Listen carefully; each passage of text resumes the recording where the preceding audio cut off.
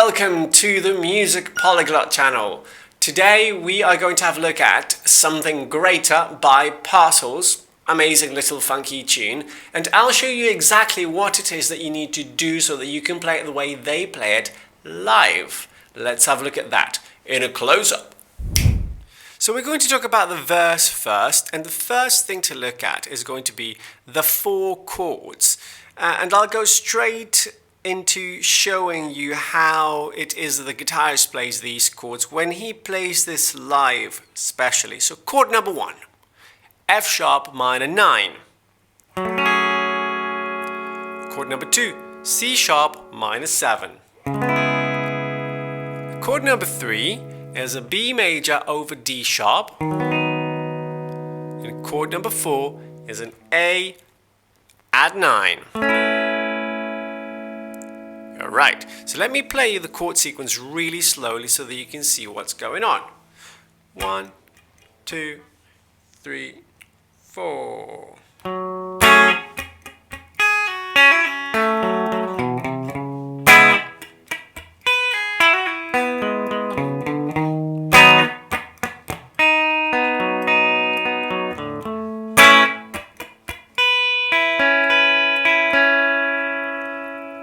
Okay, so we're going to have to break all that down because, as you can probably tell, it's quite tricky.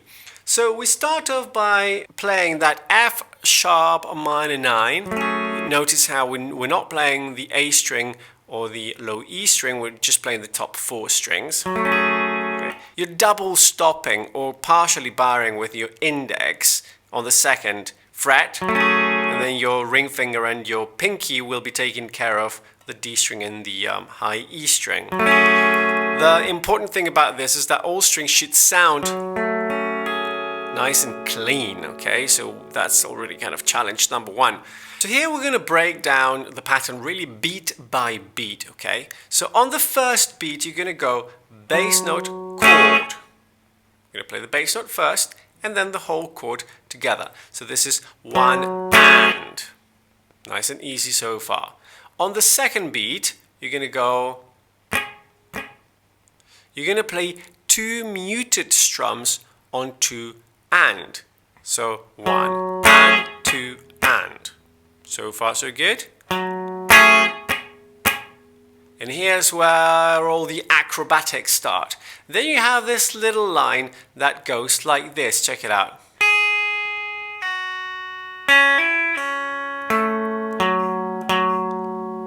Okay, so you have your pinky that's on the 4th fret. You'll pull off so that you hear that partial barre, your index that's barring on the 2nd fret. So from the 4th with the pinky to the 2nd. And then you have this hammer-on pull-off on the 2nd string. Right? So your pinky will go and hammer on the 5th fret, not the 4th, but the 5th, one further up. So far you have. And then you play the 3rd string, that's relying on your partial barre. Be careful with this one because it will tend to be dirty or muted. You know, make sure that it sounds open. And then you'll play that D string, which is where your ring finger is, twice. Okay. Now this little line happens straight after our couple of mutes on the 2 and. So this line really starts right before the 3rd beat on the of 2. So that is actually crucial to get right. Check it out. 3, 4, you have 1 and. Okay, practice that a bit before you move on to the 2nd chord, because the 2nd chord has a very, very similar rhythm, actually exactly the same rhythm but on a different chord. So if you get this down on this 1st chord, the 2nd chord will be a lot easier. In order to move on to the next chord, you have that chromatic line that goes from the 2nd fret to the 4th, like that. Now I suggest that you play that with fingers 1, 2, and then 1 again, because that way you'll have your index finger in place to get the next chord, and it's going to be a lot easier, right? So instead of this being, it's going to have to be, okay. Practice that in isolation because it gets them getting used to. So that whole first bar altogether will go 3, 4, 1, and.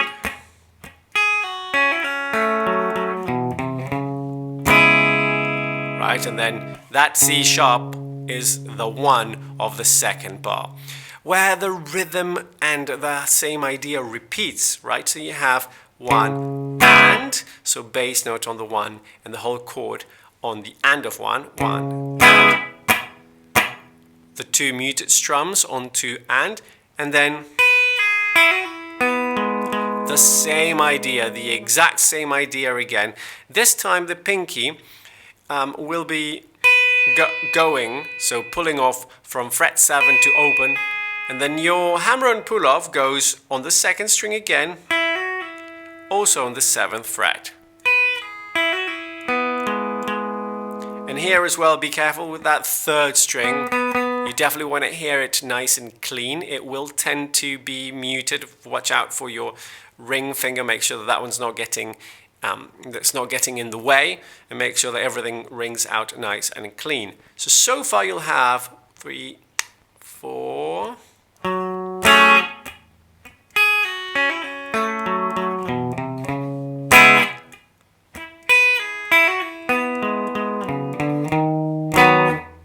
Okay, so as you can see there, then you move up, I should say, move up again chromatically. This time you can definitely use fingers 1, 2, and 3. You'll be up on the 6th fret by this point. And then you go and partial barre again with the index on the 4th fret, because you really are playing a B major, right, but with the bass on the D sharp. And then you'll have.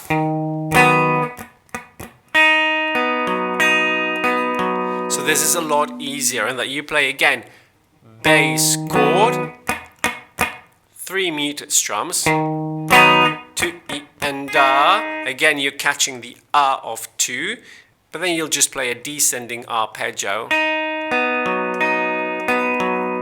Right, so that's 2nd, 3rd, and 4th strings. So 1 and 2 E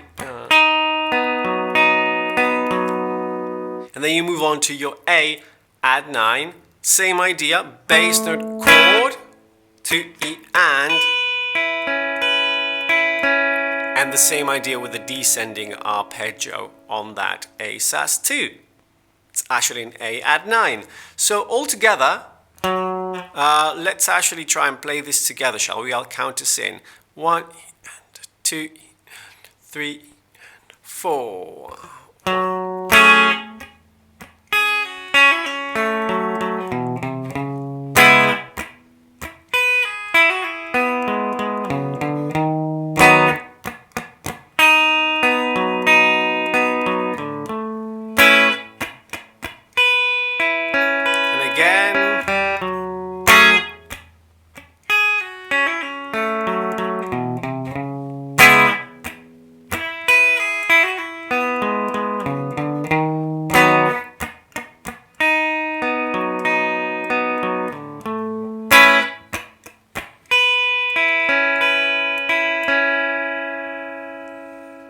As always, my advice is going to be to practice this really slowly until you have it down, and only then start pushing the tempo up. If you start and try and play it at the same tempo as the record from the get-go, it's going to get really frustrated because this is not easy to get clean. So first make sure that it's nice and clean and clear slowly, and then push it up. Let's have a look at the other sections, which I promise are much, much easier. So how's it going so far? The rhythm's a little bit tricky on this one. If you need the tabs and sheet music to this, check out the Patreon page in the description below, where you can find some PDFs for you to download. In the pre-choruses, you have a much, much simpler line, right? This goes like this. I'll play it for you slower so that you can hear what's going on. 1, 2, 3, 4.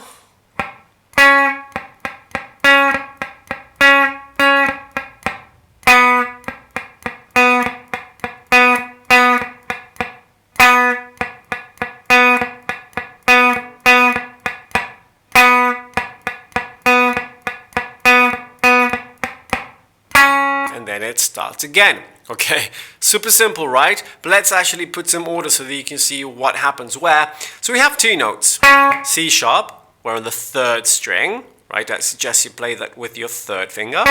And then B, which I also suggest you play on the 3rd string with the index. Okay, so you only have those 2 notes. It's going to be C sharp on the 1st bar, and then B on bars 2, 3, and 4. Okay? Now let's talk about the rhythm. So here you're going to have a muted note first, a ghost note, 1 and. And then on the 2nd beat you're going to have 2 E and Da. So that's going to be down, up, and the open note is going to come on the last upstroke, on the A. And the 3rd beat is going to be exactly the same, so 3 E and Da. Okay, so far, 1 and, 2 E and Da, 3 E and Da. The 4th beat is slightly different in that you'll have, right, 4 E and Da. So it's the open note comes on the E. E. So altogether you'll have 1 and, 2 E and Da, 3 E and A, E.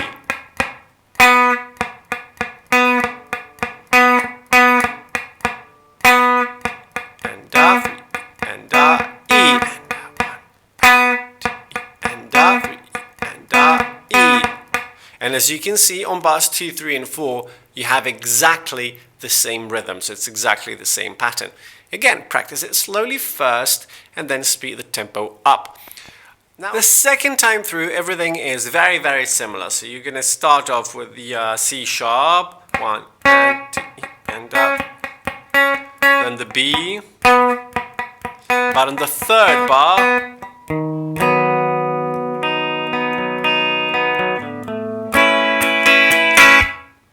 okay, did you catch that? On the 3rd bar, you revert to the way you were playing B in the verses. So bass note on the D sharp chord, you leave it open, and then that descending arpeggio. And then on the A, with the at 9, you go 1 and 2 E and Da. Okay, everything remains open. You play everything, but you go. Okay, that's going to be the transition into the chorus. So let's have a look at those octaves in the chorus. So 3 E and a 4 E and a.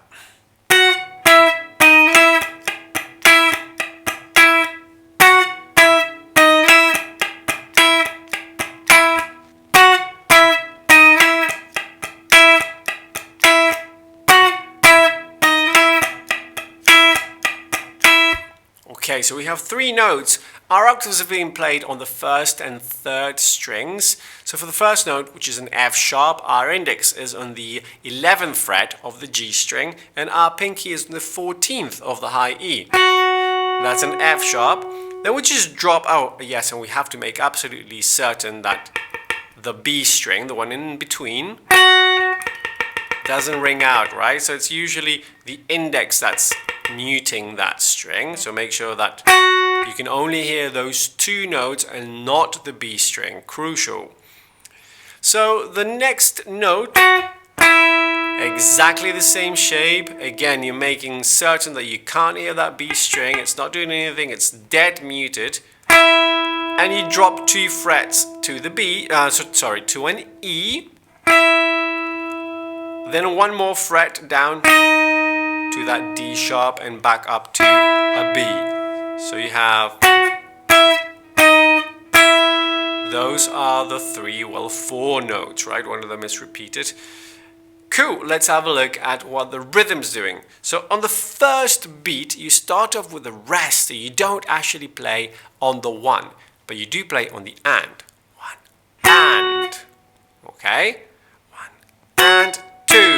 And on 2, you'll immediately be down on that E octave. The E of 2, which is the upstroke, is going to be muted, and then you go D D sharp, E on the down, up, and da. Right, so 1 and 2 E and da. Okay. And then it's easy because you stay on that E and you go 3 E and da, 4 E and da. Right? Everything's muted apart from the us. So the whole bar would go 1 and 2 E and da, 3 E and da, 4 E and da, 1 and 2 E and da.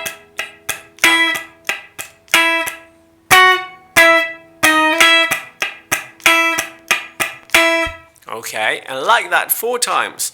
And then you come down to the 4th fret, octaves again, right? That's a B, and you're going to play the exact same rhythm, but this time you'll just be going from B to C sharp. The rhythm is ever so slightly different, right? Here you'll have 1 and 2 E and da, 3 E and da, 4 E and da.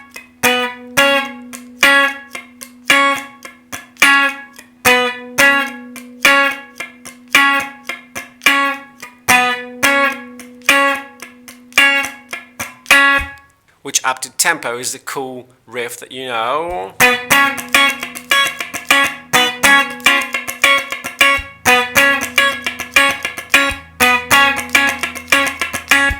So there we have it. I hope the video was useful. If it was, please give it a like and subscribe to the channel. Thank you for staying till the end, and I'll see you next time.